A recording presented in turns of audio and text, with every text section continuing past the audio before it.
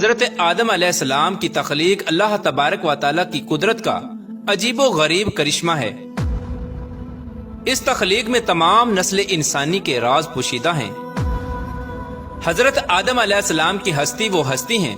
جس کو تخلیق کر کے اللہ تبارک و تعالی نے نسل انسانی کی بنیاد رکھی، اور حضرت آدم علیہ السلام سے تمام انسانی روحوں کو پیدا فرمایا گیا، پھر چاہے وہ مسلمان ہوں یا کافر۔ پیارے دوستو، آج کی اس ویڈیو میں ہم آپ کو بتائیں گے کہ حضرت آدم علیہ السلام کو کس طرح پیدا فرمایا گیا، آپ کے جسم مبارک کو بنانے کے لیے کون کون سی مٹی کا استعمال کیا گیا، اور وہ مٹی زمین کے کون کون سے حصوں سے اٹھائی گئی، اور حضرت آدم علیہ السلام کو مٹی، پانی، ہوا اور آگ سے کس طرح پیدا فرمایا گیا، اور کیا حضرت آدم علیہ السلام کو اللہ تبارک و تعالی نے خود اپنے دست قدرت سے پیدا فرمایا یا فرشتوں نے حضرت آدم علیہ السلام کی تخلیق کی؟ اور جب اللہ تبارک و تعالی کے 4 مقرب فرشتے زمین پر مٹی اٹھانے کے لیے آئے تو زمین رو رو کر ان کے سامنے کون سی فریاد کرنے لگی، اور ایسی کون سی وجہ ہے جس کی وجہ سے انسانی زندگی میں غم زیادہ اور خوشیاں کم ہوتی ہیں؟ پیارے دوستو، ان تمام تر سوالات کے جوابات قرآن و حدیث کی روشنی میں آج کی اس ویڈیو میں ہم آپ کو بتائیں گے، لہٰذا آپ سے گزارش ہے کہ ہماری اس ویڈیو کو اینڈ تک ضرور دیکھیے گا۔ پیارے دوستو، جب اللہ تبارک و تعالیٰ کی ذات کے علاوہ کوئی بھی کائنات یا کوئی بھی مخلوق موجود نہ تھی، صرف اللہ تبارک و تعالیٰ کی ذات موجود تھی، اس وقت اللہ تبارک و تعالیٰ نے اپنی ذات کے بعد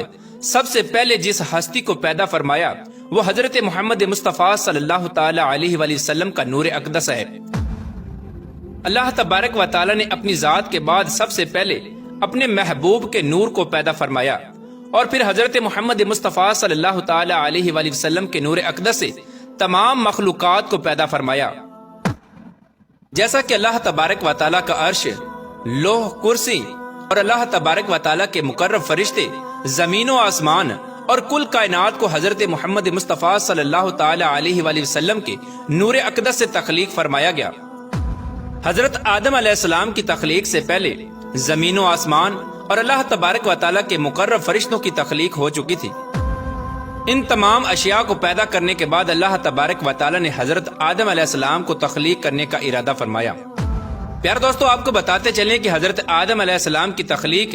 4 چیزوں سے کی گئی۔ نمبر 1 مٹی، نمبر 2 پانی، اور نمبر 3 ہوا، اور نمبر 4 آگ۔ جب اللہ تبارک و تعالیٰ نے حضرت آدم علیہ السلام کی تخلیق کا ارادہ فرمایا تو اللہ تبارک و تعالیٰ نے اپنے سب سے مقرب فرشتے حضرت جبرائیل علیہ السلام کو یہ حکم ارشاد فرمایا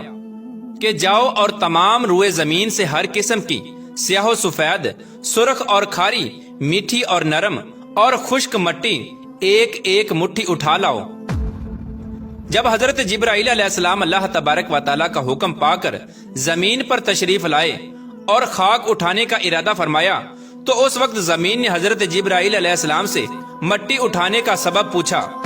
اس وقت حضرت جبرائیل علیہ السلام نے سارا واقعہ زمین کو بیان فرمایا۔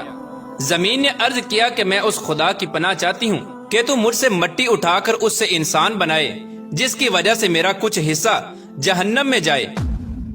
اس طرح زمین رو رو کر حضرت جبرائیل علیہ السلام کے سامنے خدا کی پناہ مانگنے لگی، تو حضرت جبرائیل علیہ السلام مٹی کو اٹھائے بغیر ہی اللہ تبارک و تعالیٰ کی بارگاہ میں واپس لوٹ گئے، اور جا کر اللہ تبارک و تعالیٰ کی بارگاہ میں عرض کی، یا رب العالمین، زمین نے تیری عزت کی پناہ چاہی تو میں نے تیرے نام اور عزت کے ادب کی وجہ سے اس کو تیری پناہ عطا فرما دی، اور میں مٹی اٹھائے بغیر ہی واپس چلا آیا۔ اس کے بعد اللہ تبارک و تعالیٰ نے حضرت اسرافیل علیہ السلام اور حضرت میکائیل علیہ السلام کو باری باری بھیجا، لیکن یہ دونوں فرشتے بھی اسی وجہ سے خالی ہاتھ واپس لوٹ آئے، کیونکہ زمین نے ان سے بھی اللہ تبارک و تعالیٰ کی پناہ چاہی تو ان دونوں فرشتوں نے بھی اللہ تبارک و تعالیٰ کے نام اور ادب کی وجہ سے زمین کو پناہ دے دی اور خالی ہاتھ واپس لوٹ آئے۔ اس کے بعد پھر آخر کار اللہ تبارک و تعالیٰ نے ملک الموت علیہ السلام یعنی حضرت اسرائیل علیہ السلام کو بھیجا۔ حضرت اسرائیل علیہ السلام اللہ تبارک و تعالیٰ کے حکم کے مطابق جب زمین پر تشریف لائے تو زمین اسی طرح رونے لگی اور فریادیں کرنے لگی۔ اس وقت حضرت اسرائیل علیہ السلام زمین سے فرمانے لگے کہ تیرے رونے دھونے اور عارضی کی وجہ سے میں اپنے رب عز و جل کی نافرمانی نہیں کر سکتا، لہٰذا حضرت اسرائیل علیہ السلام زمین سے مٹی اٹھا کر اللہ تبارک و تعالیٰ کی بارگاہ میں حاضر ہو گئے۔ یہی وجہ ہے کہ اللہ تبارک و تعالیٰ نے حضرت اسرائیل علیہ السلام کو انسانوں کی جانیں نکالنے کا کام سپرد کیا اور آپ کو ملک الموت علیہ السلام کے منصب پر فائز کیا۔ پیارا دوستو، تفسیر نعیمی میں ہے کہ ملک الموت علیہ السلام نے مختلف 7 مقامات سے مٹی کو اٹھا کر مکہ معظمہ کے مقدس مقام پر جمع کیا جہاں آج کعبہ شریف ہے۔ وہ 7 مقامات جہاں سے ملک الموت علیہ السلام نے مٹی اٹھائی وہ یہ ہیں: نمبر 1 مکہ مکرمہ، نمبر 2 طائف، اور نمبر 3 بیت المقدس، اور نمبر 4 ہندوستان، اور نمبر 5 ابو قبس، اور نمبر 6 عدن، اور نمبر 7 مدینہ منورہ۔ پیارا دوستو، روایات میں آتا ہے کہ مکہ شریف کی مٹی سے حضرت آدم علیہ السلام کا سر مبارک بنایا گیا اور بیت المقدس کی مٹی سے حضرت آدم علیہ السلام کی گردن بنائی گئی اور عدن کی مٹی سے حضرت آدم علیہ السلام کا سینہ مبارک بنایا گیا اور ہندوستان کی مٹی سے حضرت آدم علیہ السلام کی پشت اور شکم مبارک بنایا گیا اور مدینہ منورہ کی مٹی سے حضرت آدم علیہ السلام کا دل مبارک بنایا گیا اور طائف کی مٹی سے حضرت آدم علیہ السلام کے جسم کے باقی اعضاء تیار کیے گئے۔ پیارے دوستو، حضرت آدم علیہ السلام کی تخلیق میں جو 7 قسم کی مٹی استعمال ہوئی ان کا ذکر قرآن پاک میں کچھ یوں ملتا ہے۔ پہلی مٹی جو حضرت آدم علیہ السلام کی تخلیق میں استعمال ہوئی اس کو قرآن پاک میں تراب کہا گیا ہے، جس طرح کہ اللہ تبارک و تعالیٰ پارہ 17 سورہ حج کی آیت نمبر 5 میں ارشاد فرماتا ہے: ہم نے تمہیں خشک مٹی سے پیدا کیا۔ پیارے دوستو، تراب ایسی مٹی کو کہتے ہیں جو خشک ہو، اور دوسری مٹی جو حضرت آدم علیہ السلام کی تخلیق میں استعمال ہوئی اس کا ذکر قرآن پاک میں 3 کے لفظ سے ملتا ہے۔ 3 اس مٹی کو کہتے ہیں جو بھیگی ہوئی مٹی ہو یا نرم مٹی ہو، جس طرح کہ اللہ تبارک و تعالیٰ پارہ نمبر 23 سورہ صاد کی آیت نمبر 17 میں ارشاد فرماتا ہے: میں مٹی سے بشر بنانے والا ہوں۔ پیارے دوستو، 3 عربی زبان کا لفظ ہے جس کے لغوی معنی گیلی یا بھیگی ہوئی مٹی ہے۔ یہ مٹی جہاں بھی ہوتی ہے اس زمین کو ہرا بھرا کر دیتی ہے۔ یہ مٹی زمین کے اندرونی حصے میں ہوتی ہے، جیسے کہ ہمارے جسم کی اوپر والی جلد اور نیچے والی جلد، جس کی بدولت ہمارے جسم سے بال نکلتے ہیں۔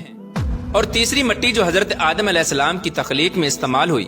وہ حمائن ہے، جیسا کہ اللہ تبارک و تعالیٰ قرآن پاک کی سورہ حجر کی آیت نمبر 26 میں ارشاد فرماتا ہے: اور بے شک ہم نے انسان کو بجتی ہوئی مٹی سے بنایا جو اصل میں ایک سیاہ بدبودار گارا تھی۔